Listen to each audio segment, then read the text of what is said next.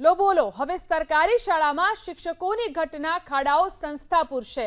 કચ્છના મુન્દ્રા તાલુકાની પ્રાથમિક, માધ્યમિક અને ઉચ્ચતર માધ્યમિક શાળામાં હંગામી ધોરણે શ્રી સર્વ સેવા સંઘ શિક્ષકોની નિયુક્તિ કરશે। 9,000 રૂપિયાના માસિક માનદ વેતનથી 150 શિક્ષકની ભરતી માટે શ્રી સર્વ સેવા સંઘ કચ્છે જાહેરાત આપી છે। આ સેવા સંઘ પ્રશાસન સાથે સહભાગી થઈ અને જ્ઞાન જ્યોતિ યોજના તળે ટીચર્સ તરીકે ભરતીની જાહેરાત આપવામાં આવી છે।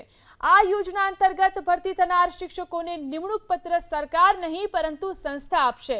વર્ષ 2025-26ના પ્રથમ સત્ર માટે પ્રથમવાર ભરતીની પ્રક્રિયા કરવામાં આવશે। વર્તમાન પત્રો અને સોશિયલ મીડિયાના માધ્યમથી આજે અમે જાહેરાત કરી છે। શિક્ષણ એ આપણા યુવાનોનું ભવિષ્ય છે, એટલે એના માટે સરકાર સાથે સંસ્થા પણ સહભાગી થઈ અને આપણે આ પહેલ કરી છે।